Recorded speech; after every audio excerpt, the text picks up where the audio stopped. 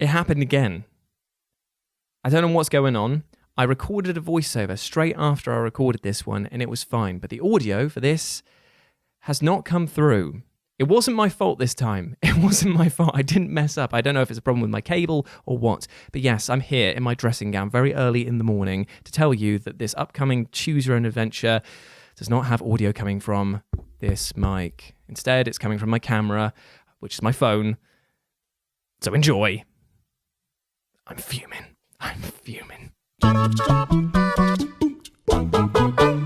Hello all of you little demons, Jules here for WhatCulture.com, back again with another episode of the awesomely named and awfully hosted Choose Your Own Adventure, where I, the crown jewels of WhatCulture.com, take a list chosen by you, yes you the person who got annoyed that I do the musical segments in these shows. Just for that I'm going to sing everything in this list for you now. I'm not actually going to do that, but take the stick out of your cock, mate. Yes, you get to decide what list I dole out to you each and every week. And this week we have William Hunter to thank for their suggestion of 10 video games and their adaptations of Hell. Now this is the thing, my friends. You know from watching this format week in, week out, being the loyal supporter that you are, you know of the true greatness of Slime Jesus. Behold his glory, behold his glory. But as we discovered recently, for every good in the world there must be an unequivocal a counterpoint to that in terms of evil. And that, my friends, is the fearsome and deadly Beelzebub. Shudder to even say his name.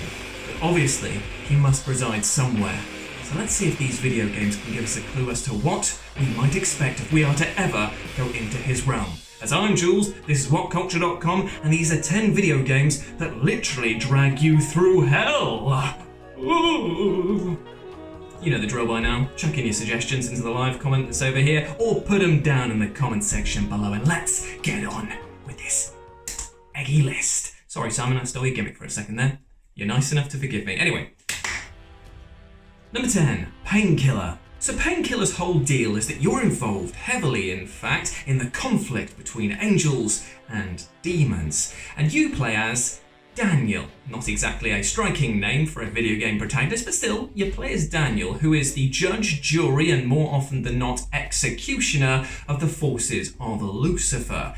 Now here's the problem. Daniel's in purgatory, and he wants to get to his lady love, who's up in heaven. And he does this by killing a load of angels. That's gonna be quite awkward, right?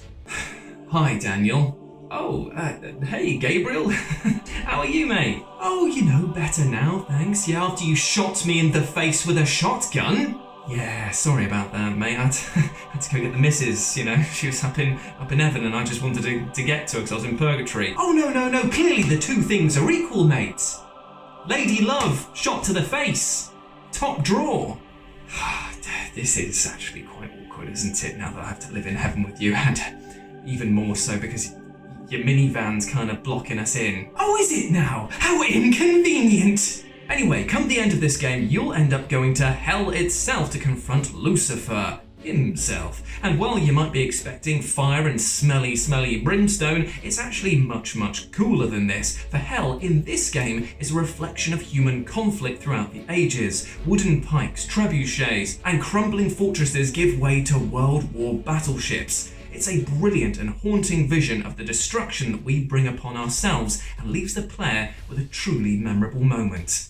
Number 9, Grim Fandango. So Grim Fandango's depiction of life beyond death is so cool. It's just so effortlessly charming and just downright amazing that it actually makes you want to die to go live with Manny and his pals. It's got a whole 1960s club vibe and a whole smearing of sass. And the underworld that you're presented with is a place where you'd actually be happy to live out the rest of your death. That is until you realise that the underworld is very different to this game's version of hell. For hell in Grim Fandango is no place that you'd ever want to visit. And in this masterpiece of a point-and-click adventure game, the player takes up the role of Manny as he tries to uncover why souls are being forced to walk to the 9th underworld on foot instead of being able to take the number 9 train, which only takes 4 minutes to get there. Now on foot, it takes 4 years. I've had mega buses go quicker than that. As he explores, he finds all sorts of nasty goings on, but nothing is as nasty as seeing what happens to souls that try to board the train with a counterfeit ticket. Because this turns the train itself into a literal hell beast that will then dive off of the tracks and into a gaping maw of hell itself. Now you never get to see what goes on down in there, but trust me, if the dead are afraid to go there, then you know it's going to be pretty gnarly. Number 8, Shadows of the Damned. Holy heck! Okay, so this depiction of hell is quite unlike anything I have seen before. I mean, it's got a smattering of bang, bang, bang, bang, bang, bang, bang, mixed with a little bit of... and kind of just like a sprinkling of my dick! Which makes for an experience unlike anything else that you will likely have played. It's crass, it's dumb, but it's actually really fun in places, and its depiction of hell is very, very cool. As Gus, your Hotspur, you delve into this mess to take on the Lord of Demons as the cheeky whippet has only gone done and stolen your girlfriend. What's he like? Ugh. And his pad is full of weird moments. For starters, your time in hell will mess with your head completely as this LOD manipulates your girlfriend to appear in front of you and taunt you again and again, only to then be killed in so many different and horrible ways. However, it is the babies that are the strangest moment in this game. Yes, that's right, you heard me. The babies, which are basically the gates of hell, and that you can only open by feeding them strawberries. Yeah, this game is really weird. I don't want to go here. Number 7, Lost Izalith, Dark Souls. Now, some may argue that the mere act of playing through Dark Souls is hell in itself, and I can kind of agree with them when it comes to the pre-remastered version of Blighttown, because that was stinky! However, if you start looking at the lay of the land, you'll begin to see that even this hellscape has its very own version of hell in the form of Lost Izalith. Now, according to the lore, this is where the witch sisters of Izalith tried to replicate the life-giving first flame, but did so imperfectly and instead birthed a ton of monsters and botched the world completely. Good going. And when you add in the twisted, deformed brother of the sisters, now known only as the Ceaseless Discharge, and the horror of the centipede demon that's down there, and you have got a deeply unpleasant hell stand-in. Oh, and the boss, Bed of Chaos, deserves its own circle of hell because it is a gash boss battle. And do not at me on this one. Do not tell me that it is just a good and misunderstood boss. No, friend. No, friend. We are friends. No. Because it's terrible. Even the game's director said that it was bad, that he apologised for it, didn't get the time that it deserved, and ended up being a rushed botch job. It's a bad boss.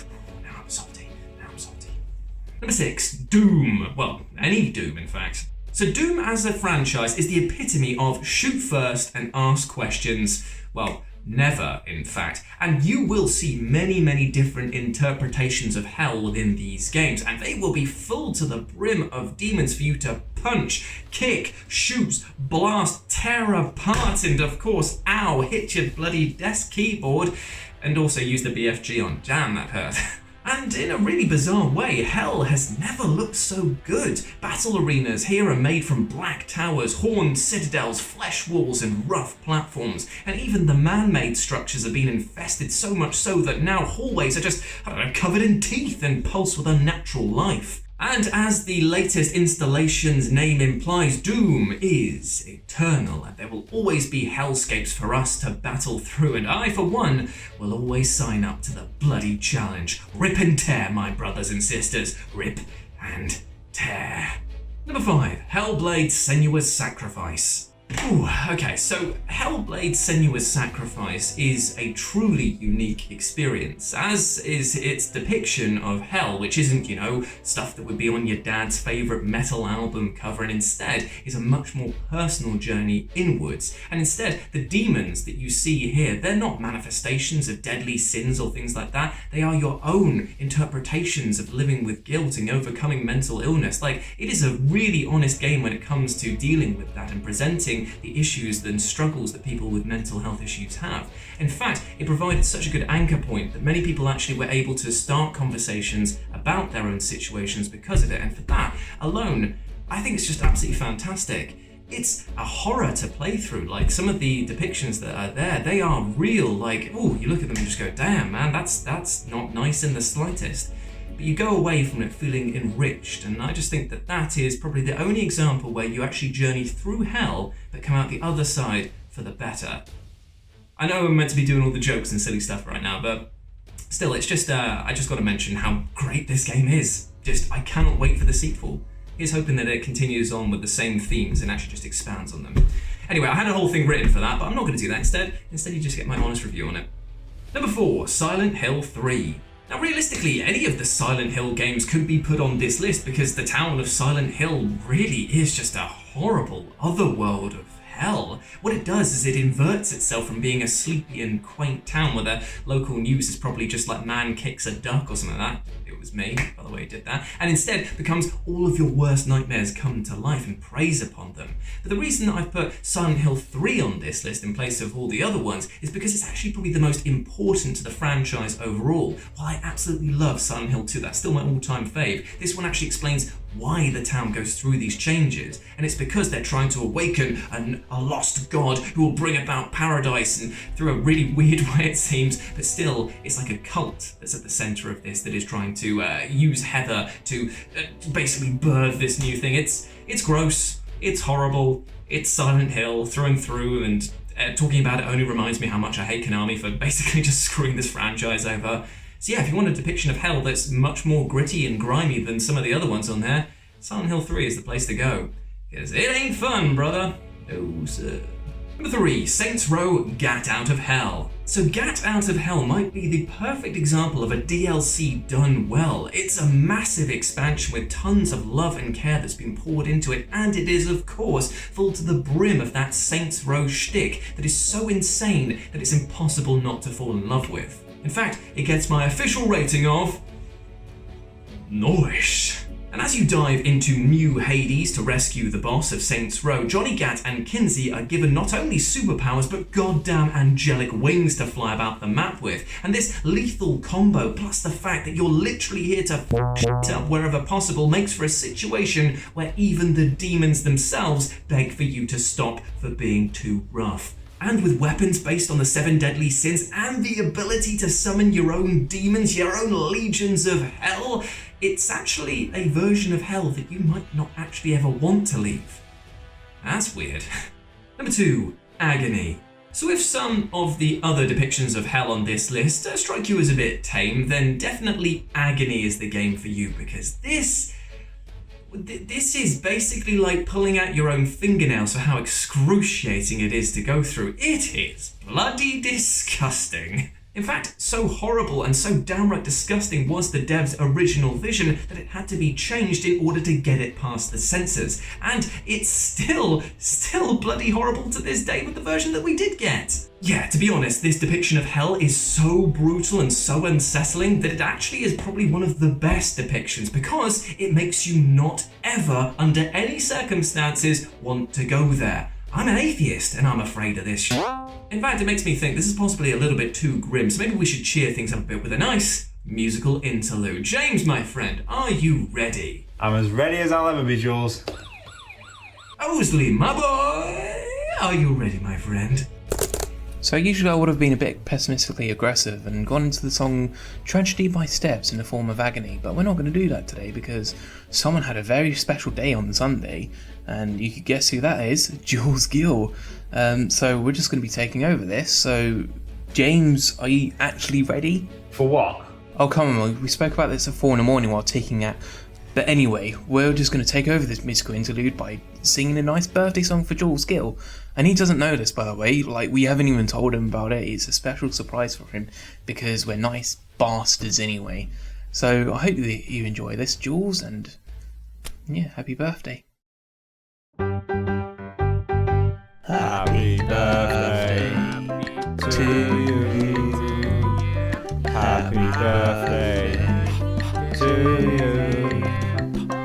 Happy birthday. Happy birthday And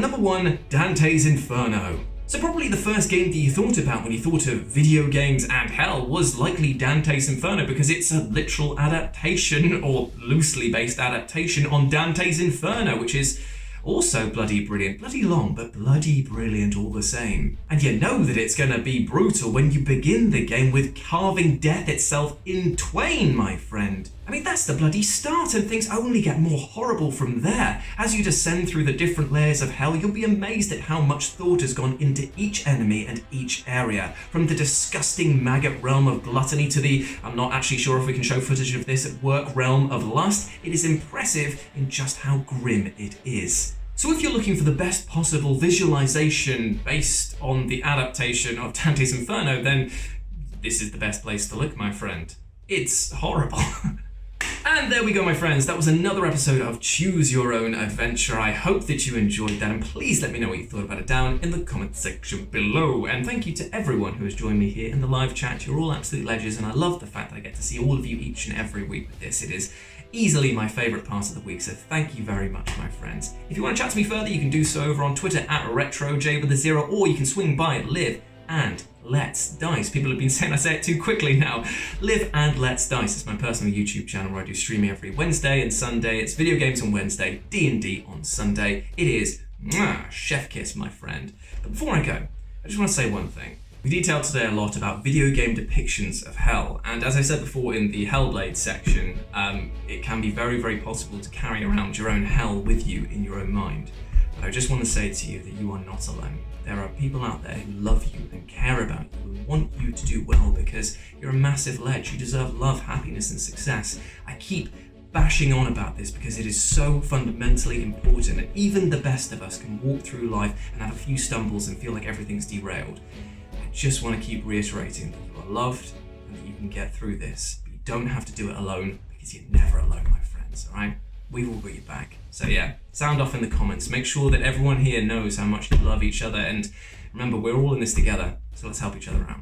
As always, I've been Jules. You have been awesome. Never forget that, my friends. And I'll speak to you soon. Peace.